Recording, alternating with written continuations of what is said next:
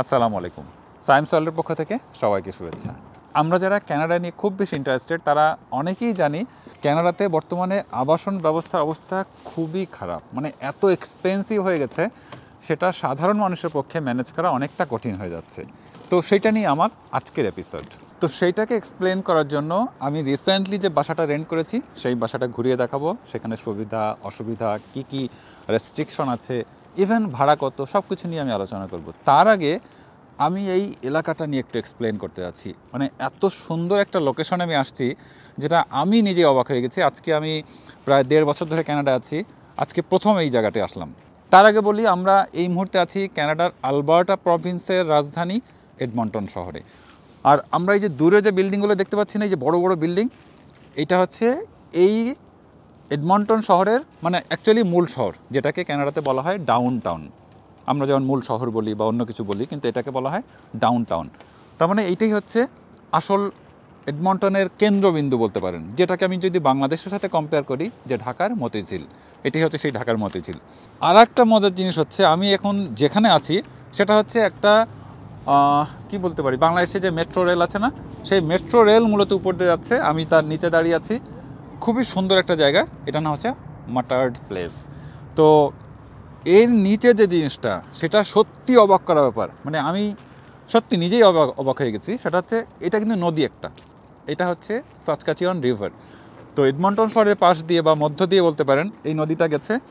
আর এই নদীটা এই যে শীতকালে এখন হচ্ছে টেম্পারেচার -10, ফিলস লাইক -14, তার মানে বুঝতে পারছেন মাইনাসে কিন্তু। তো এই টেম্পারেচারে আপনার এই নদীটা পুরোটাই কিন্তু বরফ হয়ে গেছে, এবং আমি দূর থেকে দেখতে পাচ্ছি এই নদীর উপরে কিছু ফুটপ্রিন্ট আছে, তার মানে মানুষ হেঁটে গেছে। নদীর উপর দিয়ে মানুষ হেঁটে গেছে, নদীটা পুরোটাই বরফ হয়ে গেছে। মানে অবাক করা ব্যাপার। ভাই এবার চলেন বাসায় যাই, কারণ এখানে এত ঠান্ডা, মানে আমি নিজেই বরফ হয়ে যাচ্ছি। বাসায় যাব, বাসায় যেয়ে পুরো অ্যাপার্টমেন্টটা ঘুরিয়ে দেখাবো। আর আমাদের বাসাটা এখান থেকে খুবই কাছে, মানে নদীর এপারে হচ্ছে আমার বাসা আর নদীর ওপার হচ্ছে ডাউন টাউন। এবার কিন্তু আমরা বাসায় চলে আসছি। বাসা কিন্তু ওই ড্রেস আপের কোনো দরকার নেই, কারণ এটা টেম্পারেচার কন্ট্রোলড, মানে কোনো শীতই নেই এখানে, বোঝারই কায়দা নেই যে আমরা শীতের দেশে আছি। তো যাই হোক, আমরা আসল কথায় আসি। এইটা হচ্ছে আমাদের লিভিং রুম। লিভিং রুমটা কিন্তু যথেষ্ট বড়। বাংলাদেশে যেটাকে আমরা ড্রয়িং রুম বলি, এখানে সেটাকে লিভিং রুম বলা হয়। লিভিং রুমের একটা বৈশিষ্ট্য আছে কিন্তু এখানে, এটা কেন আমি জানি না। সেটা হচ্ছে এই লিভিং রুমে কোনো লাইটের ব্যবস্থা থাকে না। আপনাকে অবশ্যই এরকম কোনো স্ট্যান্ড লাইট কিনতে হবে। কোনো ছাদের উপরে, দেওয়ালে, কোথাও কোনো লাইট লাগানোর আপনি হোল্ডার পাবেন না প্রতিটা লিভিং রুমে। আমি জানি না কেন এই নিয়মটা চালু আছে এখানে। তো এইটা হচ্ছে লিভিং রুম, অনেক লম্বা আমাদের এটা। এখানে একটা বেড, সিঙ্গেল বেড দেওয়া হয়েছে। আর আমার কাছে যেটা বেশি ভালো লাগে এই বাসার, যে এই পুরো দেওয়ালটা হচ্ছে গ্লাসের।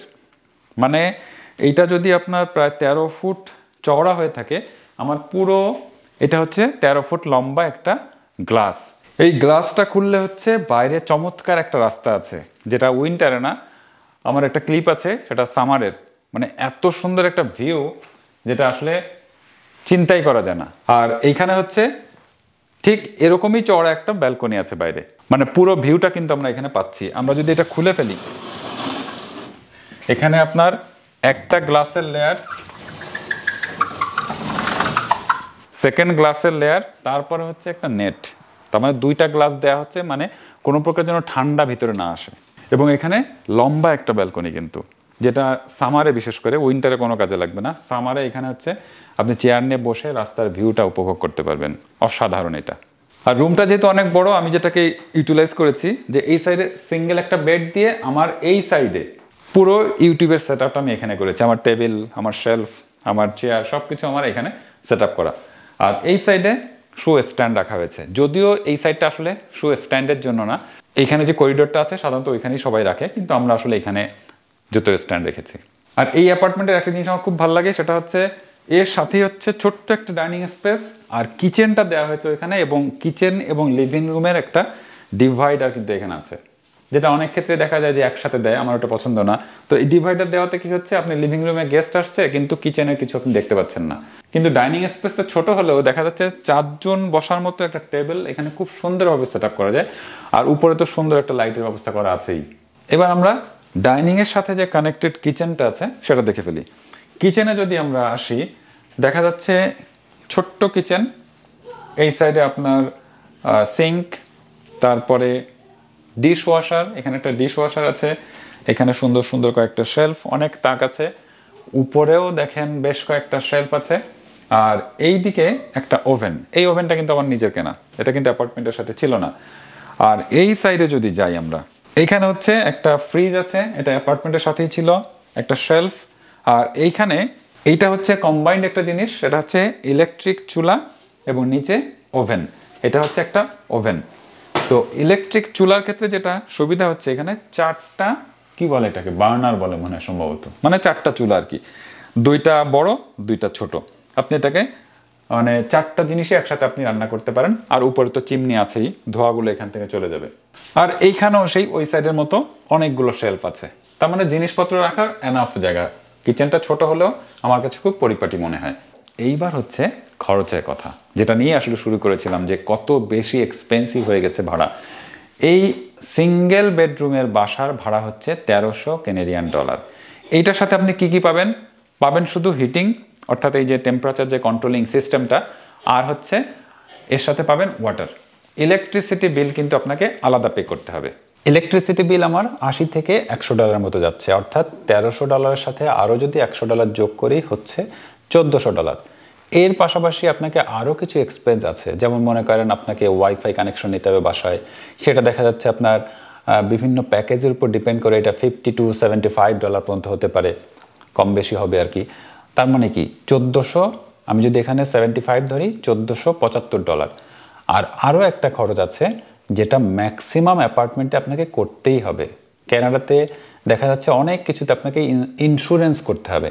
তো এই যে আমি অ্যাপার্টমেন্ট রেন্ট করেছি, এইটার জন্য একটা ইন্স্যুরেন্স আমার করতে হয়েছে, যেটার জন্য প্রতি মাসে আমি 25 ডলার পে করি, অর্থাৎ 1475 আর এই 25 কত হলো, টোটাল 1500 ডলার কিন্তু আমার একদম পাক্কা প্রতি মাসে আমাকে পে করতে হচ্ছে। তার মানে আসলেই এই অ্যামাউন্টটা কিন্তু একদমই ছোট না। আমি যদি আপনাকে বোঝার জন্য সহজ করে বলি, একটা মানুষ, অর্থাৎ নতুন যারা কানাডাতে আসে, তাদের দেখা যাচ্ছে একটা মাসে আপনার 3000 ডলারের মতো ইনকাম হয় ট্যাক্স কাটার পরে, ম্যাক্সিমাম ইনকাম। তো 3000 ডলারের যদি 1500 ডলার চলে যায়, অর্থাৎ 50% কিন্তু চলে গেছে। 3000 না, এর থেকে অনেক কম বেতনও কিন্তু অনেকে পাচ্ছে। তো সেই ক্ষেত্রে বলা যায় যে আপনার বাড়ি ভাড়াটা চলে যাচ্ছে আপনার টোটাল স্যালারির 50% অথবা 50%-এর বেশি। তাহলে এটা অবশ্যই কিন্তু অনেক বেশি এক্সপেন্সিভ। তো সেই জন্যই কিন্তু বারবার বিভিন্ন নিউজে কিন্তু আসছে যে আবাসন ব্যবস্থা কানাডা এখন অনেক বেশি এক্সপেন্সিভ হয়ে গেছে। তবে হ্যাঁ, এই 1500 ডলারের সাথে কিন্তু আপনি পুরো কানাডার কম্পেয়ার করলে হবে না, কারণ কানাডা হচ্ছে বিশাল এক দেশ। এখানে অনেকগুলো প্রভিন্স, প্রচুর শহর আছে। যেমন আমি থাকি হচ্ছে আলবার্টা প্রভিন্সের এডমন্টন শহরে, এইটার এক্সপেন্সটা এরকম। আমি যদি আরেকটা প্রভিন্সের একটা শহরের কথা বলি, টরন্টো, আমরা খুব বেশি এই শহরটাকে সবাই চিনি, কারণ এখানে অনেক বেশি বাঙালি, অনেক বেশি ইন্ডিয়ান থাকে। তো সেই শহরটা কিন্তু অনেক বেশি এক্সপেন্সিভ। যেমন আমার এক বন্ধু আছে ওখানে থাকে, মেহেদি, তো সেই দেখা যাচ্ছে একটা সিঙ্গেল রুমের বাসা ভাড়া করেছে 2200 কানাডিয়ান ডলার দিয়ে। অর্থাৎ দেখেন, তার বাসাও সিঙ্গেল বেডরুমের, আমারটাও কিন্তু সিঙ্গেল বেডরুমের, আমারটা হচ্ছে 1300, তারটা হচ্ছে 2200। তো হয়তোবা সাইজ কম বেশি একটু হতে পারে, কিন্তু বেডরুমের সংখ্যাটা কিন্তু সেম। তাহলে বুঝতেই পারছেন যে একই দেশের মধ্যে কি পরিমাণ ভাড়ার ভেরিয়েশন আছে। তবে এর পাশাপাশি কিন্তু আরও কিছু খরচ আছে, যেটা আমি কাউন্ট করছি না, কিন্তু আপনাদেরকে বলে রাখছি। সেটা হচ্ছে এই বড় বড় বিল্ডিংগুলোতে, মানে অ্যাপার্টমেন্টগুলোতে যেটা হয় যে বাসার ভেতরে যে ওয়াশিং মেশিন এবং ড্রায়ার থাকে, সেইটা কিন্তু আপনাকে ইন্ডিভিজুয়ালি দেবে না, একটা কমন স্পেসে থাকবে, সবগুলো অ্যাপার্টমেন্টের মানুষ ওইখানে যে ধুবে। তো দেখা যাচ্ছে একটা 50টা অ্যাপার্টমেন্টের একটা বিল্ডিংয়ে এমন হতে পারে 10টা বা 20টা ওয়াশিং মেশিন একটা রুমের মধ্যে রাখা আছে।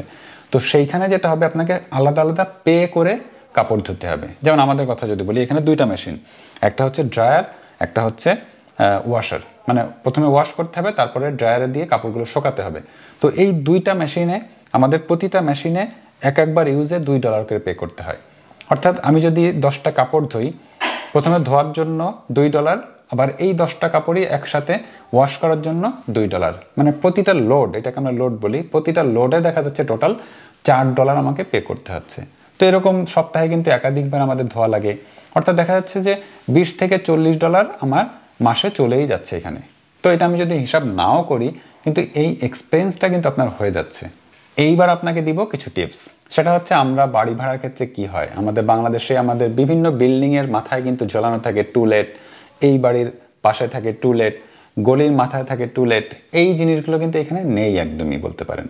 শুধুমাত্র বিশাল বিশাল বিল্ডিংগুলোর গায়ে অনেক সময় লেখা থাকে রেন্ট, ফর রেন্ট, এই টাইপের কথা লেখা থাকে, কিন্তু আদার যে বিল্ডিংগুলো, ছোট ছোট বাড়িগুলো, প্রাইভেট বাসাগুলো, এগুলোতে কোনো প্রকার টুলেট বলেন, লিজ বলেন, কিছুই থাকবে না।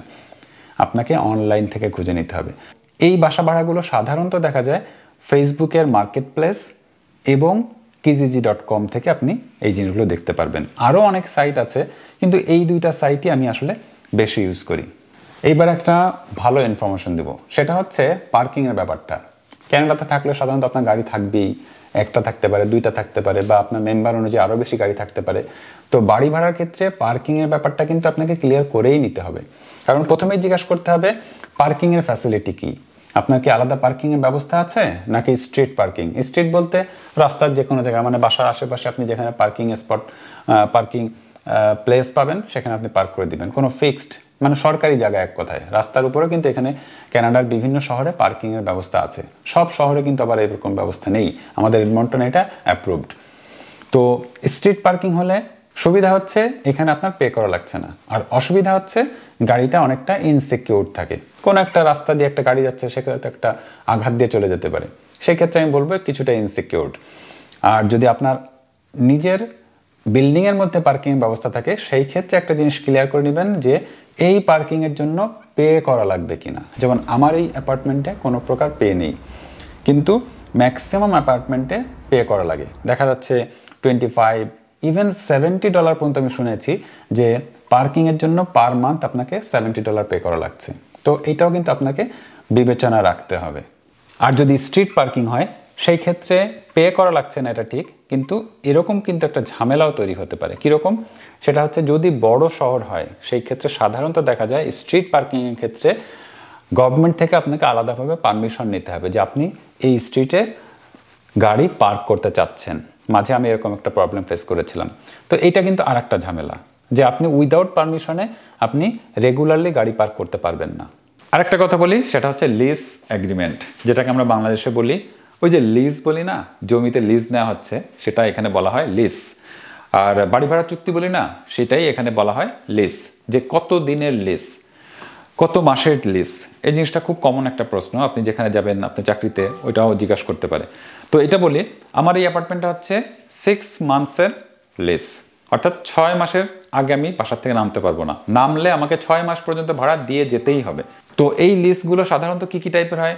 যদি এমন হয় যে আপনি ইনস্ট্যান্টলি নেমে যেতে পারবেন, অর্থাৎ 1 মাসের নোটিশে নেমে যেতে পারবেন, সেটাকে বলা হয় মান্থ টু মান্থ লিজ। আমি যেহেতু 6 মান্থসের লিসে উঠেছি, সেজন্য আমাকে বলা হচ্ছে 6 মান্থস লিজ। তো অ্যাপার্টমেন্টগুলোতে সাধারণত দেখা যায় 1 বছরের নিচে কোনো লিজ এরা দিতেই চায় না। আমার এখানেও ওরকম টাইপের বলেছিল, অনেক রিকোয়েস্ট করে অনেক কিছু কারণ দেখিয়ে আমি 6 মাসে এনেছি। তো 6 মাসের নিচে আসলে পাওয়াই যায় না। তবে হ্যাঁ, ইন্ডিভিজুয়াল যে বিল্ডিংগুলো আছে, অর্থাৎ ব্যক্তি মালিকানাধীন, যে হ্যাঁ 2 তলা বিল্ডিং, উনি হয়তো 1 তলা ভাড়া দিয়ে দিচ্ছে, সেই সব ক্ষেত্রে দেখা যায় মান্থ টু মান্থ, ইয়ার টু ইয়ার, 6 মান্থ, এরকম 3 মান্থস, এই প্র্যাকটিসগুলো আছে। কিন্তু অ্যাপার্টমেন্টের ক্ষেত্রে এটা খুবই কম, সাধারণত 1 ইয়ার হয়ে থাকে। এইবার আসেন আরও বেশি ইম্পর্ট্যান্ট একটা কথা বলবো, সেটা হচ্ছে এইখানে যে আপনি বাসাটা যেদিন বুঝে নেবেন, সাধারণত ম্যাক্সিমাম বাসার ক্ষেত্রে এই জিনিসটা আপনাকে করতে হবে, একটা চেক লিস্ট ধরিয়ে দেবে যে আপনি এই বাসাটা কি অবস্থায় বুঝে পাইলেন। আমি তো সত্যিকার অর্থে ওই চেক লিস্টটা দেখে অবাক হয়ে গেছি যে এইভাবে মানুষ মানে বাসা বোঝায় দেয়। সেটা হচ্ছে, আমি 2টা এক্সাম্পল বলি, আপনি বুঝতে পারবেন। আমার কিচেনের যে চুলাটা, চুলার পাশে একটা শেলফ আছে, শেলফে একটা জাস্ট একটা দাগ বলতে আমি বোঝানোর জন্য বলি যে একটা হয়তো বোতল রেখেছিল কেউ, বোতলে খোঁচা লেগে একটা দাগ পড়ে গেছে, সেই দাগটা ওই চেক লিস্টে মেনশন করা ছিল। আরেকটা জিনিস বলি, আমার বাথরুমের যে বাথটাব আছে, সেই বাথটাবের কালারটা একটু নষ্ট হয়ে একটু লালচে টাইপের হয়ে গেছে, সেইটাও মেনশন করা যে বাথটাবটা কিন্তু এরকম কালারের আছে।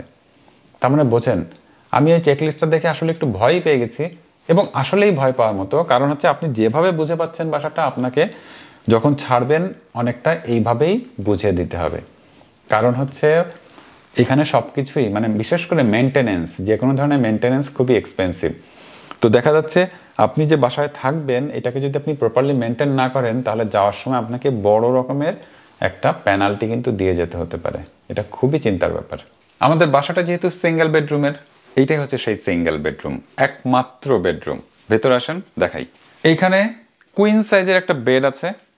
এটা দেওয়ার পরেও আমার দুই সাইডে এনাফ জায়গা আছে, এটা একটা পজিটিভ দিক। রুমটাকে খুব বড় আহামরি তা না, মিডিয়াম সাইজের একটা রুম, তবে সাইজটা ভালো যে হ্যাঁ দুই সাইডে কিন্তু এনাফ জায়গা আছে। এখানে একটা উইন্ডো আছে রাস্তার সাইডে। এর পাশাপাশি যেটা এখানে একটা ওয়াক ইন ক্লজেট আছে পুরো 2 পাল্লার। যেটা ভালো লাগে এই পুরো পাল্লা দুইটাই কিন্তু আয়না সিস্টেম করে দিয়েছে, তার মানে আমি এইখান থেকে কিন্তু আমার ফুল ভিউটা কিন্তু দেখতে পাচ্ছি। আর এইটা খুললে আপনার ভেতরে এনাফ জায়গা, যেটাকে আমরা এক কথায় যে বাংলাদেশে বলি না যে অ্যাটাচড আলমারি, অনেকটা সেরকম। তো এখানে ওয়াক ইন কি জন্য বলা হচ্ছে, আমি ভেতরে চলে যেতে পারছি, বুঝছেন? তো এতে নিচে আপনি বিভিন্ন জিনিসপত্র রাখতে পারছেন, যেমন অলরেডি আমার ভেতরে 2টা ট্রলি রাখা আছে। তারপরে এখানে আপনার পুরো হ্যাঙ্গার সিস্টেম, পুরোটাই আপনি আপনার জামা কাপড়গুলো রাখবেন। আবার উপরে একটা শেলফ আছে। সব কিছু মিলিয়ে খুবই সুন্দর, আমার এই জিনিসটা খুব ভালো লাগে। এইখানকার আমি একটা জিনিস দেখাই, দেখেন এই জিনিসটা আসলে আমাদের দেশে এটার প্রচলন নাই হয়তো বা থাকলেও লাগে না ওইভাবে। এইটা হচ্ছে খুবই প্রয়োজনীয় জিনিস উইন্টার, এই যে শীতের দেশে। এটা হচ্ছে একটা হিউমিডিফায়ার। হিউমিডিফায়ারের কাজ হচ্ছে যে দেখেন আমি কিন্তু একটু আগে যেটা আমার শুরুতেই বলেছিলাম যে বাইরে প্রচণ্ড ঠান্ডা, অনেক কিছু পরতে হচ্ছে। আমি কিন্তু বাসায় জাস্ট একটা টি শার্ট, এটা না পড়লেও চলে, আপনি খালি গায়েও থাকতে পারেন। মানে রুমের ভেতর তো পুরো আমার এই অ্যাপার্টমেন্ট পুরো বিল্ডিংয়ে কিন্তু সেন্ট্রালি টেম্পারেচার কন্ট্রোলড। তো আমি এখানে আমার যতটুকু টেম্পারেচার লাগছে আমি হয়তো 22, 23, 24 এরকম রাখি, এই টেম্পারেচারে আমরা থাকতেছি, তার মানে একদম নর্মাল। তো শীতের দেশে যেটা হয় এই যে প্রতিটা মুহূর্তে হিটিং সিস্টেম অন করে রেখে রুমের যে টেম্পারেচারটাকে মানে ওয়ার্ম রাখা হচ্ছে, সেই জন্য আপনার আর্দ্রতা কমে যাচ্ছে বা থাকতেছে না, অনেকটা সেরকম হয়ে যায়। তো সেই আর্দ্রতা কমে যাওয়ার কারণে স্কিনে চুলকানি টাইপের হয়ে যায়। চুলকানি বলে না, কিন্তু স্কিনগুলো ফেটে যেতে পারে, চুলকায় বিভিন্ন সময়, আমারও হচ্ছে ইদানিং। তো সেইটার থেকে রেহাই পাওয়ার জন্য আমাদের এই হিউমিডিফায়ার ইউজ করা হয়। এর কাজ কিছুই না, এর ভিতরে পানি দেওয়া আছে, এখানে পুরো পানি ভরা, এটাকে বাষ্প আকারে উড়ায় দিচ্ছে। তাহলে কি আমার রুমের ভিতরে আপনার জলীয় বাষ্পর পরিমাণ বেড়ে যাচ্ছে, তাহলে ওই স্কিন যে ফেটে যাচ্ছে বা চুলকাচ্ছে বা শুষ্ক হয়ে যাচ্ছে, মূলত ড্রাই হয়ে যাচ্ছে, ড্রাই স্কিন যাকে বলে, সেইটার থেকে রেহাই পাওয়ার জন্য আমাকে এটা চালাতে হয়। আবার অনেকের কিন্তু এটাও হয় যে রাত্রে ঘুমানোর সময় একটু শ্বাসকষ্টও কিন্তু হয়। তো তাদের ক্ষেত্রে এই জিনিসটা ম্যান্ডেটরি। যারা আস্তে আস্তে অনেক দিন থেকে যায় কানাডাতে বা শীতের দেশে, তাদের পরে দেখা যাচ্ছে এগুলো আর লাগে না, কিন্তু প্রথম দিকে যারা কানাডা আসে, যেমন আমরা আসছি, আমাদের ক্ষেত্রে কিন্তু এই জিনিসটা, এই যে এটা মনে হয় আমি $76 কানাডিয়ান দিয়ে কিনেছিলাম। এটা হচ্ছে হানি অয়েল ব্র্যান্ডের একটা হিউমিডিফায়ার। এটা খুবই ইম্পর্টেন্ট। তবে হ্যাঁ, সারা দিনই যে চালিয়ে রাখতে হবে এমন কোনো কথা নেই। সাধারণত দেখা যায় আমরা ঘুমানোর সময় চালাই, আবার সকালে উঠে অফ করে দিই। এই ফাঁকে ছোট্ট একটা ইনফরমেশন দিয়ে দিই, সেটা হচ্ছে এই বেডটা যে দেখতে পাচ্ছেন, এটা অ্যাকচুয়ালি কিন্তু কোনো কাঠের ফ্রেম না, কিছু না, এটা জাস্ট একটা ম্যাট্রেস আর ম্যাট্রেসের নিচে একটা বক্স। এই দুইটা জিনিস দিয়ে আমার বেডের কাজ চালাচ্ছি। কারণ হচ্ছে এখানে ম্যাট্রেস বলেন, বেড বলেন, বক্স বলেন, যাই বলি না কেন, এটা বেশ এক্সপেন্সিভ। তো একটা ম্যাট্রেসের দামই, যেটা আমি এটা ইউজ করছি, আমার এটার দামই হচ্ছে মানে $900 কানাডিয়ান। আমার এই ফ্রেমটার দাম হচ্ছে আপনার $300 কানাডিয়ান। তার মানে কি এইটুকু কিনতেই আমার $1200 চলে গেছে। $1200 বলতে আমি যদি একটু বাংলায় কনভার্ট করি, মাইন্ড করেন না, বোঝার সুবিধার্থে বলছি, দেখা যাচ্ছে $1,00,000 বেশি কিন্তু। তো এই জিনিসটা সেই জন্য দেখা যায় বেড কেনা প্রথম দিকে যারা আসে তাদের জন্য অনেক কঠিন হয়ে যায়। সেই জন্য বেড অনেকেই ইউজ করে না, জাস্ট একটা ম্যাট্রেস কিনে নেয়, একটা স্ট্যান্ড কিনে নেয়, ব্যাস শেষ। অনেক ক্ষেত্রে দেখা যায় জাস্ট ম্যাট্রেস দিয়েও কাজ চালিয়ে যাচ্ছে, এবং ম্যাট্রেসটা কিন্তু বেশ উঁচুও থাকে, এতটুকু উঁচু। তাহলে এটা হচ্ছে মেইন গেট আমার বাসার। গেট থেকে ঢুকেই কিচেন তো দেখলাম, আমরা লিভিং রুমও দেখে আসলাম, ডাইনিং দেখে আসলাম। আর এই দিকে গেলে আমি একটু এক্সপ্লেন করি। এই দিকে আমি এখানে দাঁড়িয়ে এক্সপ্লেন করলে আপনার বুঝতে সুবিধা হবে। আমাদের এই করিডোরের মধ্যে একদম সোজা এটা হচ্ছে ওয়াশরুম, এইদিকে হচ্ছে আমার বেডরুম, এইখানে একটা আলমারির ব্যবস্থা বিল্ট ইন, মানে অ্যাটাচড, এইখানে একটা স্টোর রুম অ্যাটাচড, আর এইখানে একটা ওয়াক ইন ক্লজেট দেওয়া আছে। এইখানেও দেখেন ক্লজেটের এখানে দুটো আয়না, মানে পাল্লায় পুরো দুটা পাল্লাতেই দুটো আয়না দিয়ে দেওয়া হয়েছে, মানে এখানে একটা আয়নারও কিন্তু খুব সুন্দর একটা কাজ হয়ে যাচ্ছে। এবার তাহলে বাথরুমটা দেখাবো। তার আগে একটা কথা বলি, আমার এই সিঙ্গেল বেডরুমের বাসায় একটা মাত্র বাথরুম। আমার দেখা মতে আমি ম্যাক্সিমাম অ্যাপার্টমেন্টে, মানে ডাবল বেডরুম, 3টা বেডরুম, সেখানেও দেখেছি একটা বাথরুম। তবে হ্যাঁ, একাধিক বাথরুমের যে অ্যাপার্টমেন্ট নেই তা না, তবে আমার কাছে, আমার চোখে কম দেখা পড়েছে আসলে এগুলো। তো যাই হোক, ওয়াশরুমটা মোটামুটি বেশ ভালোই বড় সড়ো আছে, একদম ছোট বলবো না, স্কোয়ার সাইজের। এখানে খুব সুন্দর একটা বেসিন দেওয়া আছে। বেসিনটা আমার কাছে স্পেশালি খুব ভালো লাগে, কিন্তু যদিও এই লম্বাটে ধরনটা কাজের অনুপযোগী, এটা আসলে পানি এদিক ওদিক পড়ে যায়। এর পাশে যে আমার বাথটাবটা আছে, এটা হচ্ছে বাথটাব। কানাডার ম্যাক্সিমাম ওয়াশরুমে আপনি বাথটাব পাবেন, না হয় শাওয়ার কিউবিক্যাল পাবেন। এই কমোডের কথা একটা বলে রাখি, কমোডের আশেপাশে কিন্তু আপনি ওই যে আমরা যেটাকে হ্যান্ড শাওয়ার বলি, যে আপনি বাথরুম করার পরে যে জিনিসটা ইউজ করবেন, পানি ইউজ করবেন, এখানে কিন্তু পানির টোটালি কোনো ব্যবহার নাই, আপনাকে টিস্যু ইউজ করতে হবে। তো যাই হোক, আমরা যেহেতু বাঙালি মুসলমান, আমরা আমাদের সেই বাংলাদেশের কালচারটাই মেনটেন করে যাচ্ছি, আমরা বদনা কিনে নিয়েছি। হ্যান্ড শাওয়ার না থাকলেও বদনা দিয়ে আমরা কাজ চালাই। আর এইখানে যে স্টোর রুমটা আছে, আমি খুলে ওইভাবে দেখাচ্ছি না, খুবই এলোমেলো অবস্থা, তবে এটা সাইজটা অনেক বড়। এই যে এইখান থেকে শুরু করে এতখানি লম্বা এই স্টোর রুমটা, এবং এখানে দুইটা সিস্টেম আছে। একটা হচ্ছে খালি স্পেস, অর্থাৎ আপনি এখানে বসে চাইলে ড্রেসও চেঞ্জ করতে পারবেন, এই পরিমাণ স্পেস, আর এইটুকু জায়গায় আপনার শেলফ করা আছে। তো এখানে যে ওপেন স্পেসটা আছে, সেখানে আমার 9টা বড় বড় লাগেজ, অর্থাৎ বাংলাদেশ থেকে আসছি আমরা, এক একটা লাগেজের সাইজ হচ্ছে আপনার 28 ইঞ্চি, সেই মাপের 9টা লাগেজ কিন্তু আমার এখানে রাখা। বুঝতেই পারছেন কতটুকু স্পেস এখানে আছে। একটা অ্যাটাচড আলমারি, এটা আমরা দেখতে পারি এখানে, যদিও আমার তেমন কিছু রাখা হয়নি এখনো পর্যন্ত। এই আলমারিতে পুরো একদম ফুল আলমারি আর কি, যে কটা তাক থাকা দরকার সবকিছু এখানে আছে। আর এরপরে হচ্ছে এই যে ক্লজেটটা বলা হচ্ছে, এই ক্লজেটে আসলে এটাও ওয়াক ইন ক্লজেট, আপনি এখানে হাঁটতে পারবেন, মানে হাঁটা যায়, ঢোকা যায় আর কি ভিতরে। আর এইখানে মূলত এই যে একটা পাল্লা খুললেই দেখা যাচ্ছে এখানে আমার নিচে হাবা জবা রাখা আছে, আর উপরে হচ্ছে জ্যাকেটগুলো, মূলত আমার এখানে জ্যাকেটগুলো রাখা আছে, উপরে একটা শেলফও আছে। এই অ্যাপার্টমেন্টে যে জিনিসটা আমার কাছে খুব বেশি ভালো লেগেছে সেটা হচ্ছে যথেষ্ট স্টোরেজ আছে। আর এইখানে হচ্ছে খুব ইম্পর্টেন্ট একটা জিনিস, এটা হচ্ছে আপনার টেম্পারেচার কন্ট্রোলার, মানে রেগুলেটর আর কি। আপনার কতটুকু ঠান্ডা লাগবে, কতটুকু গরম লাগানোর দরকার, মানে ইন্টারনাল টেম্পারেচার, সেটা আপনি কন্ট্রোল করবেন। এই বিল্ডিংয়ে সেন্ট্রালি কন্ট্রোল করা হচ্ছে, কিন্তু আপনার কাছে আপনার অ্যাপার্টমেন্টের কন্ট্রোলারটা দেওয়া আছে। তো এখানে আমি সাধারণত দেখা যাচ্ছে 22, 24 এরকম দিয়ে রাখি, এটা দিয়ে আমার রুমের টেম্পারেচারটাকে কন্ট্রোল করা হচ্ছে।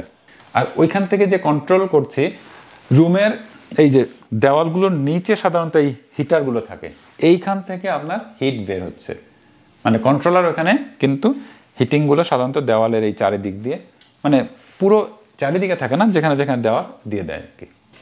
আরও জিনিস দেখাবো, দেখানোর শেষ নেই। এখানে হচ্ছে একটা ইন্টারকম আছে, এটা শুধুমাত্র নিচের, যেহেতু আমাদের এটা 4তলা অ্যাপার্টমেন্ট, এবং এটা কিন্তু একটা কাঠের বাড়ি, অবাক করার ব্যাপার, কানাডার ম্যাক্সিমাম বাড়ি কিন্তু কাঠের। তো আমাদের এই অ্যাপার্টমেন্টটা হচ্ছে, এই বিল্ডিংটা হচ্ছে 4তলা বিল্ডিং, আমি 3তলায় থাকি। তো নিচে সবসময় গেটটা বন্ধ করা থাকে। তো আমার বাসায় যদি কোনো গেস্ট আসে বা আমার মানুষই যদি আসতে চায়, সেক্ষেত্রে নিচে আমার অ্যাপার্টমেন্টের নাম্বারটা প্রেস করলে এখানে রিং বাজবে, আমি এইখান থেকেই এটা প্রেস করলে নিচের গেটটা খুলে যাবে। তো এটা হচ্ছে গেট খোলার সিস্টেম। এই ছাড়া এটা দিয়ে কিন্তু অন্য অ্যাপার্টমেন্টের সাথে আপনি কথা বলতে পারবেন না, মানে আমার বাসার যে সিস্টেমটা সেটা আমি বললাম।